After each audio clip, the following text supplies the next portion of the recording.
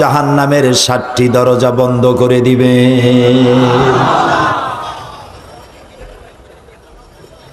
আর জান্নাতের দরজা হচ্ছে, মোট জান্নাতের সংখ্যা কয়টা?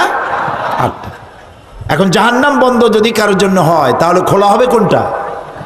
জান্নাতের দরজা, যার জান্নাতের সংখ্যা হলো 8টা। এখানে মোমেনের 8টি বৈশিষ্ট্য আল্লাহ বর্ণনা করছেন। এই 8টি বৈশিষ্ট্য যদি কেউ গ্রহণ করতে পারে, আল্লাহর 8টি জান্নাতের দরজাই তার জন্য খোলা হয়ে যাবে। এই 8টি কথা আজকে বলবো ইনশাআল্লাহ। কাগজ কলম থাকলে লিখবেন, আর না হয় মনে রাখবেন।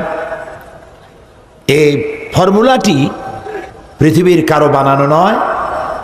জান্নাতের মালিক যিনি এবং আমাদের মালিক যিনি, আমার মালিকের তৈরি করা ফর্মুলা। সুবহানাল্লাহ। তিনি বলছেন,